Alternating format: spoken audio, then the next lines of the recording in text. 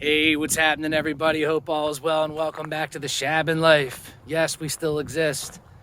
We know it's been a minute since our last video and we apologize. I think the last video we put up was the custom attic door video, which to Dana and I feels like forever ago. But there's a lot to try and conquer in this little video. I'm gonna try not to go on too much of a tangent like I always do, and still keep it interesting. Got a little cheat sheet in case I need it, which I've started this video 50 times already, so the cheat sheet is not helping. Winter. Winter was awesome. Dana and I kind of hibernated for a little while there, and we had some back-to-back-to-back snows. Nothing huge, but you know, it was like 6 or 8 inches here, 6 or 8 inches there, and then before it could melt, you get a little snow on top. So a lot of it was just sort of maintaining the property, and fortunately, with the mule having the plow, you know, doing the driveway and plowing the driveway was super easy, and you know, the rest was just kind of us maintaining you know, the house and the shab. But winter was awesome. I mean, we spent a lot of time just playing with Jedi, who's getting huge. We did a little bit of snowboarding, which was awesome. For those of you who didn't catch a little short we put up, actually right here on the hill, kind of like a little bunny slope. So Dana and I were having a lot of fun just kind of snowboarding when we got snow, doing a little bit of sledding. That was fun. And we also had a fun time with our neighbors a couple weeks back. They were having a maple syrup party and invited us over to give a hand, and it was a lot of fun. Everybody brought their UTVs, and we were able to kind of drive back into their property and help collect some sap, and then everybody kind of hung out for the day while they were cooking stuff down. So that was a lot of fun. But Dana and I have basically, other than just hanging out in the shab and watching movies by the fire, we've been trying to take care of a few odd jobs and some small projects in the house. And one of them is sort of wrapping up the whole propane gas situation. I know a few videos back we did the propane pad and the propane tank install, but I had been waiting on a handful of parts in order to actually finish like tying that all together. While we were waiting for those parts, we had also finally ordered a stove. The stove price had slowly kind of come back down closer to its original price, so we kind of jumped on it in case it went back up again. That got delivered maybe about, I want to say about 5 weeks ago.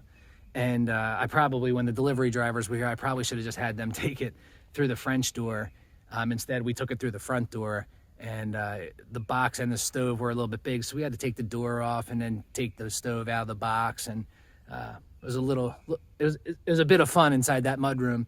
After we got everything broken down, we just kind of put the stove on a skateboard and slowly got it into the kitchen, which once we got it set up, it slid perfectly in place, which is always good. You know, you hope all that measuring and cutting ends up working out for you when you put the appliances in. So far so good there. Once I got the stove in, I needed to change the stove over from natural gas to propane, which I'm going to jump inside and just kind of go over that real quick with you guys in case it's something that you're interested in or something that you have to do. It's fairly easy. I think the hardest part is just making sure you don't lose the brass fittings in the stovetop, or else you'll be taking the stovetop off.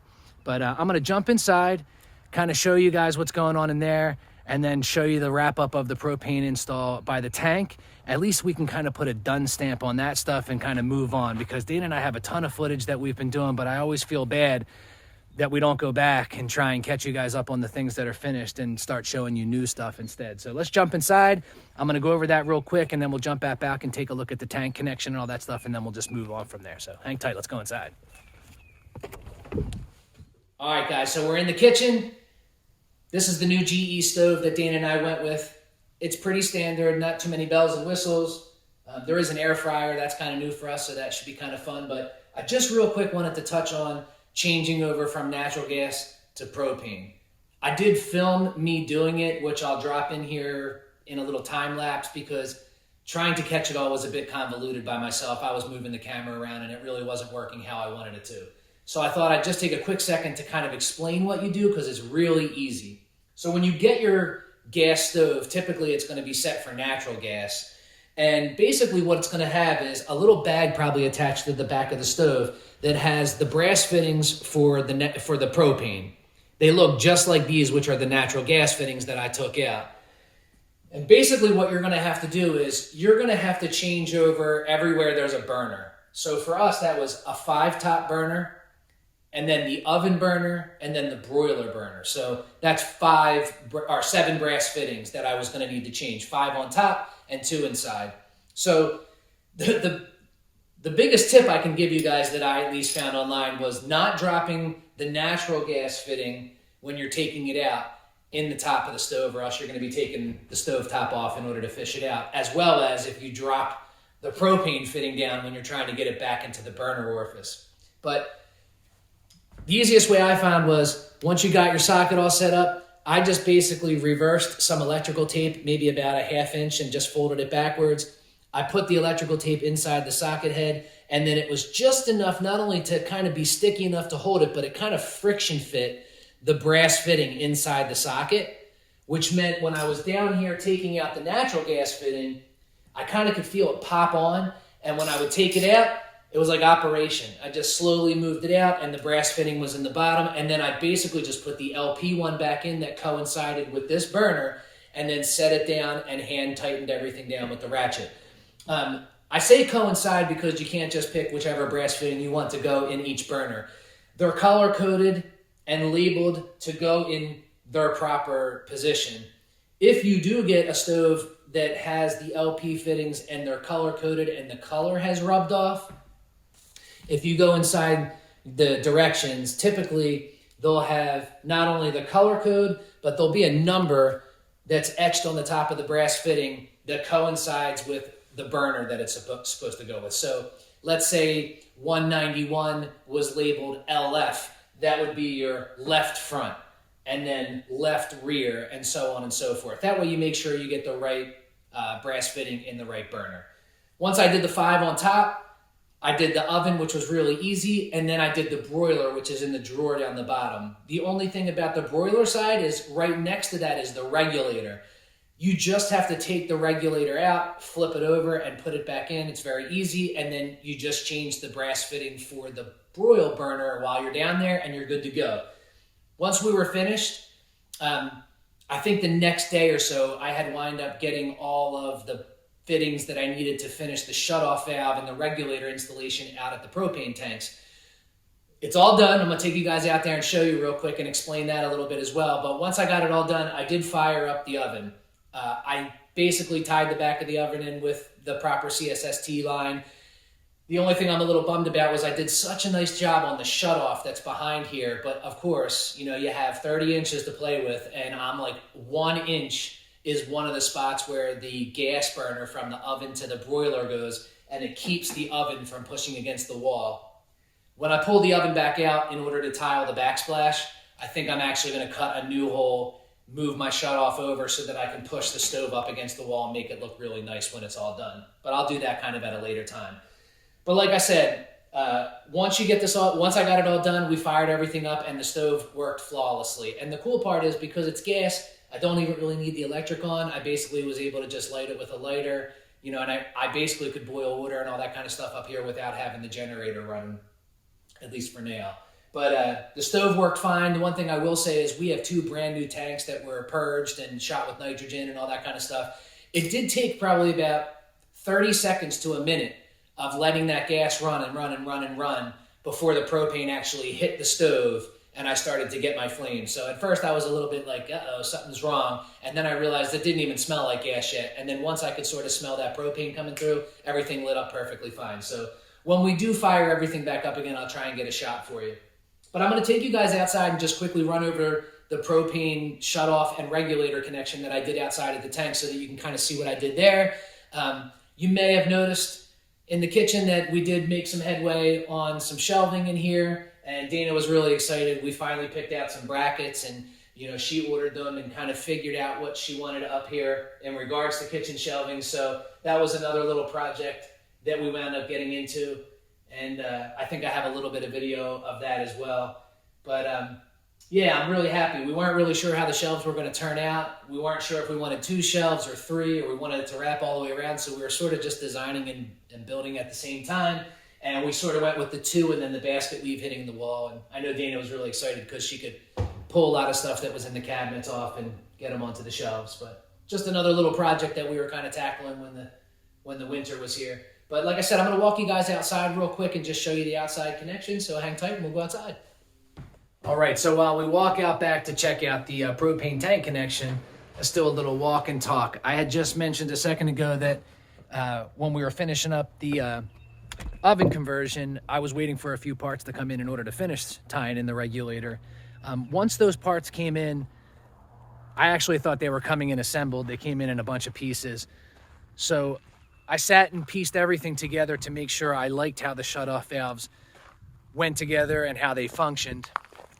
I knew that I was going to have to basically piece together a portion of it, but I couldn't put everything on the regulator because, as you'll see, the regulator with the shutoffs would have been too close to the house to just spin the regulator on. So I got as much as I could assemble together inside, basically, pipe wrapping everything. If I needed pipe dope or something like that, I got it all set up inside, and then I came outside with all of the pieces that I need to finish up the installation. So check it out. Hopefully you guys can hear and see me okay. I'm going to try and touch on this real quick like I did the inside portion. Like I always say, there's so many ways to do things. This is simply how Dayna and I decided to connect the propane gas to our house, okay? I think the last we left off, aside from the tank and the pad installation, was just that we had the black iron pipe stubbed out of the house and capped off. That was just strictly for the pressure test and inspection purposes. So in order to get started, we took the cap off the top of the black pipe. We used the proper yellow gas-rated Teflon tape to wrap the pipe threads. I like to use a little bit of pipe dope on top of the Teflon tape just to make sure you get a nice, secure, and tight connection. So once that was done, we installed the two-stage regulator. This is an Emerson Fisher two-stage regulator that's adjustable. I ordered this through Amazon maybe like 2.5, 3 years ago when I actually thought I would build this house quickly. The regulators can come with different size inlets and outlets. We needed a 3/4 inch outlet and we needed a 3/4 inch inlet. I went with a POL style fitting inlet. That stands for Prestolite. If you're not sure what that is, it's not the big black connection that goes on the outside of your barbecue tank. It would be when you thread on the inside of the barbecue tank, of the propane tank. That's a POL style fitting. So when they say righty-tighty, lefty-loosey, a POL style fitting is the opposite of that. If I had to do it over again, I may have gone with just a standard 3/4 inch MPT fitting on here so that I could have found some of the fittings that I needed a little easier from like a big box store. Instead, I had to source some of the fittings online, which made it a little bit more difficult. But let me explain to you why we did our setup like this and why we decided to go with 2 small tanks instead of 1 big tank, which I know Bob C. asked me and I didn't get a chance to answer, which I will. But let me walk you through why we did our connection this way. Dayna and I are only going to be using 1 tank at a time. So when 1 tank runs out, we'll disconnect it, we'll turn the other tank on, we'll take the empty one to get filled, and vice versa. We'll just keep doing that each time a tank runs out. In order to ensure that the gas didn't backfeed to the other tank or just flow out into the middle of the air, we needed to have shutoffs on each side of the regulator. I'll walk you through it. You ready? We're going to start using this tank. We turn it on, we turn the shutoff so that the gas is flowing. This shutoff is off, which means no gas can come through this T and into this tank. Even more importantly, if this was the tank getting filled and this hose was disconnected, no gas comes through this line and flows into the air out of this hose. That was what was most important. So we turn this valve on, we turn the shutoff to get the gas flowing. Gas comes through the T, down through the regulator, into the house, and feeds our appliances with gas. Now, let's say this tank is empty and we're going to switch over to the other tank. I then shut this off, turn the tank off, disconnect this hose, take this tank to get filled. I turn this tank on, I turn this shut off to get the gas flowing, and now the gas comes through the T, down through the regulator, into the house, and feeds appliances without back feeding or coming out this hose while it's disconnected and this tank is away getting filled. And that's simply it. It gives us just some extra control and certainly another step of safety measure. So that's the exact reason and the only reason why we did it this way. It was just to give us some control over what we were doing. when we took each tank to get filled. Speaking of which, Bob C had asked a question a while back that I didn't get a chance to answer, which was, you know, why we didn't go with a bigger tank, like one tank or a bigger tank or a buried tank. I think we're preppers at heart, and we really just didn't want anybody coming on the property, and we knew that it was very easy for us to just take 100-pound tanks to get filled, so it wasn't a big deal. Certainly when I'm 65 or 70, that might be a whole different story. But truly, why we went with the smaller tanks was because of the build. UCC code and propane tanks dictate certain distances from openings, whether it be a window or a vent or a doorway. When it comes to 100-pound tanks, it's only 5 feet from an opening. And I have a window 5 feet that direction and a window about 7 or 8 feet this direction. So these tanks fit code for me. The good thing is that, let's say 20 years from now, I want to put a bigger tank somewhere. I could certainly disconnect this and run a gas line to a bigger tank somewhere on the property. And at that point, most of our structures will already be up and done. So picking a spot to put that tank won't be as difficult then. Had I picked a spot to put that tank now, I was concerned that it would have been in the way of a building or a structure or an area that we would want to put something, and now we couldn't because the tank was there. So that's really the reason why we went with the 2 smaller tanks. These aren't difficult to disconnect, put in my truck and fill. So at least for the next bunch of years, we shouldn't have any problems. But that's it. That's the gas setup. Hopefully that puts a bit of a done stamp for you guys on connecting the propane gas to the house. Obviously, we have the tankless water heater inside that still needs to be tied together. So when we bring you guys back for that, you'll kind of see a little bit more of the gas line installation inside. But everything is functioning fine. We've lit the oven up, we've lit the stove up, and everything's running. I do have the gas purged and turned off because we're going to be moving that gas line behind the stove once I do the tile backsplash.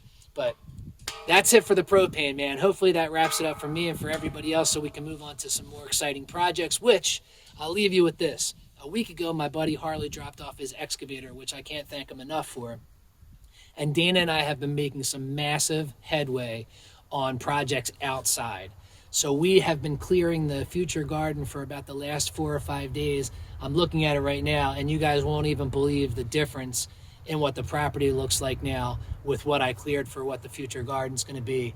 We had a massive slash pile that's been there for almost 2.5 years that we finally burned down, which you would think starting a fire and some wood that's been sitting around for 2 or 3 years would be easy, but it took all the effort in the world for Dayna, the little pyro in her, to get that thing lit, stay lit, and burned down.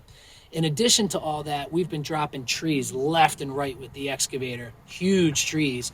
With that comes along boulders that are underneath some of those trees. I dug one out that was the size of a Volkswagen bus the other day. And the cool thing is that we need those boulders to finish the accessory building base. So we've been dropping stones on the base, and I'm looking at it all behind you guys, and I can't wait to show you, but it'll have to be for a future video because this is that exciting. But we've been knocking out some really big projects with the excavator. We're going to take over and dig our pond out a little bit bigger. Dayna mapped out an area where she wants a big fire pit, so we're going to dig that out as well. We have a bunch more trees to drop, and we have a lot to finish on the future garden. But like I said, that's going to need to be for a future video. As always, man, we thank you guys so much for stopping by to check out the channel. We're so sorry it's been so long in between videos. We will promise to do better on that. For those of you who have been with us since the very beginning, thank you guys, man. Thank you so much for just watching the videos. Thank you for commenting. Thank you for just dropping positive affirmations and just tons of positivity. It helps when you have a bad day here to just keep you rocking and rolling.